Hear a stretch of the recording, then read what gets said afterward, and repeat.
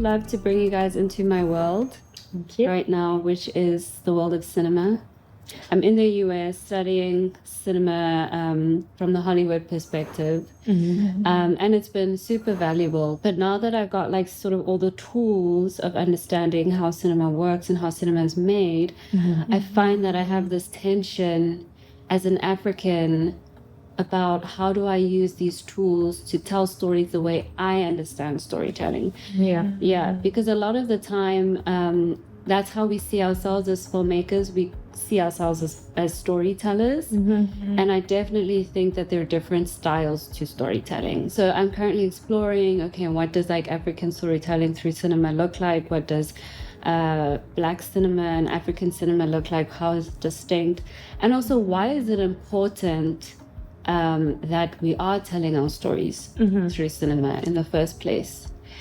And I discovered this book, which was a beautiful, beautiful gift. It's called Focus on African Films, and it's just giving life to my soul. It's answering some of my questions. And so there's this one quote at the very, very beginning of the book, and it says, "The ability to picture oneself is a vital need.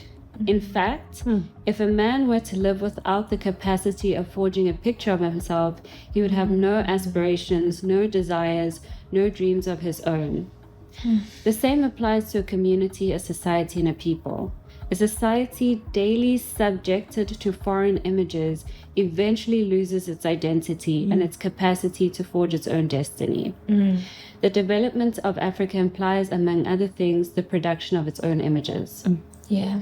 Yeah, so let's speak about that because, yes, a lot of the images of our continent, of our stories are from a Western lens, Western perspective. When you speak about the importance of cultural images, I'm reminded of something in the same vein, in a similar vein, that Frantz Fanon, who was the child psychiatrist and who also played a big role in Algeria's freedom struggle. And he speaks about the importance of cultural images, especially for children, in terms of cinema, billboards, songs, newspapers, you know, as a way of helping one understand and negotiate one's sense of self. So for me, it becomes important in relation to even young children and as a grown-up, in terms of understanding who we are, because those things do show up and they do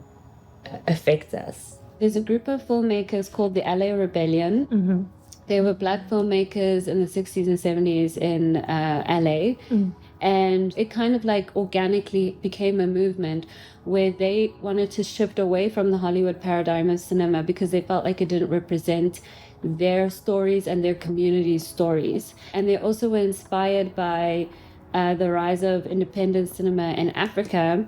So there's this guy who I absolutely admire, Sembène. I don't know if I'm pronouncing his surname correctly. He's from Francophone Africa, from Senegal. Sembène is called the father of African cinema. He is the first film director from Africa to release a feature film. And his feature film is called Black Girl. And it was the first time people had really seen the struggles of an African woman's identity on the screen. And it won some awards at festivals and stuff like that. But the interesting backstory to him is he was a writer. So he also considered himself as a social activist. And he felt a responsibility to, use his stories for activism, exploring the Black identity, Black liberation. But he felt like he couldn't reach a wide enough audience. And so he kind of like reluctantly went into cinema, which I find really interesting.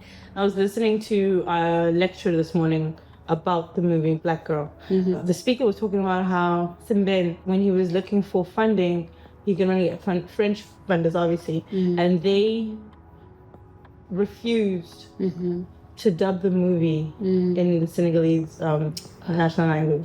So for years, it was only dubbed in French. Spoken in French, but only and dubbed in French. But he was adamant that this movie was meant for his people, right? Yes. And only many years later did they finally agree to let it be dubbed in their native language. And surprisingly enough, the film that's dubbed in their native language is actually the more distributed version of the movie. Interesting. Yeah. So that's the way it was meant to be Yeah. experienced. yeah.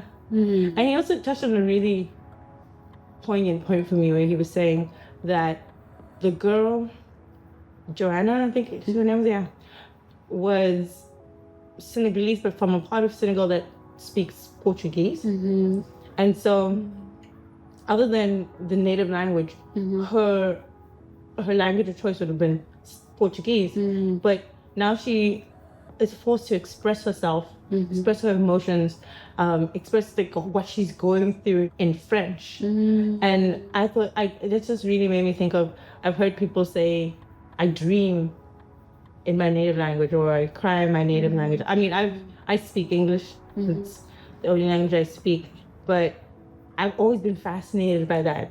How in this post-colonial world, like we have to learn to express ourselves in a language that's not innate to us. It's interesting because then that movie was kind of doing what Nervous Conditions was also doing. How like literature, and now we're talking about how cinema can help us reflect on our Black experience and like help us to process it as well.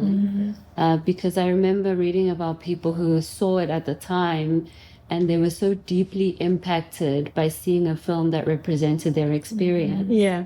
The other thing that I really liked that St. Ben said was how cinema is so important to him because of its accessibility in terms of in relation to the listener. Culturally for us, it would be an extension of like oral tradition.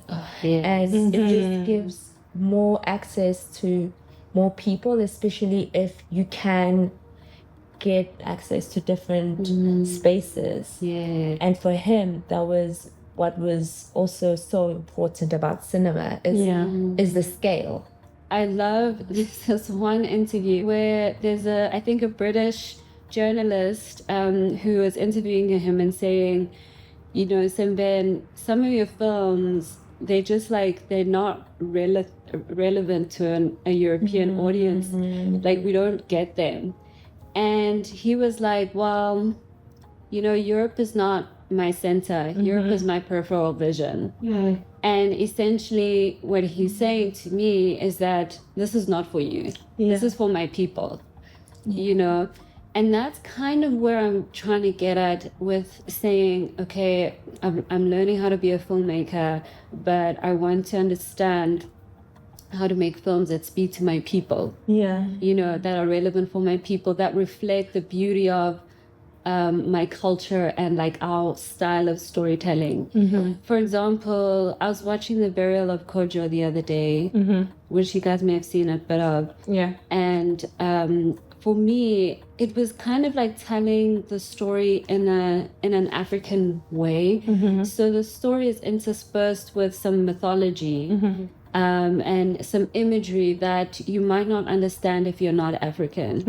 You know, and the way that the story is told is very poetic in its use of like language and sort of like mythical ideas, and it's almost told within the culture's context. So even though I'm also like, I'm not from the culture, you know, but I admire how they are capturing their culture in that way, you know, and that's something that I'm aspiring to do. I loved how he wasn't shy of, or didn't feel like he needed to stick to traditional cinema. I'm not a cinematographer or anything, but even like he would start a whole scene upside down, kind of get us into the other realm that he was talking about.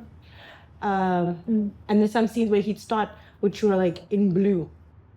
For him to just do that without trying to explain, the viewer had to figure out that we're in another realm. That's why I'm going through this exploration. That's why I wanted to explore this with you guys, because my desire is to be able to incorporate my cultural understanding of storytelling into my cinema. An example that I can give is like the other day I was studying the Japanese filmmaker Ozu.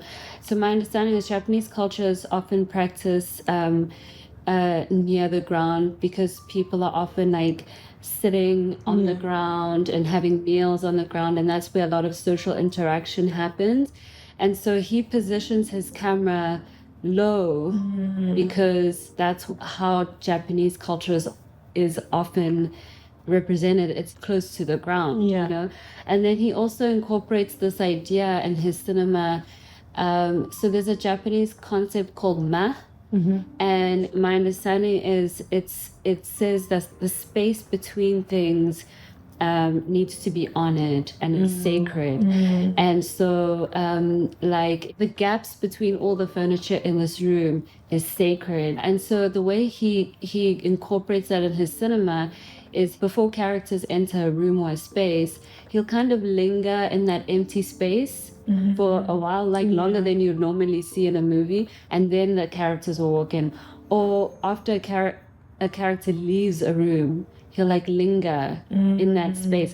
And so just like those kind of ideas, like how do I incorporate the way my culture sees the world and understands the world into my cinema, those are the things that I'm trying to explore for myself. And right now I don't have the answers of how I'm gonna do it.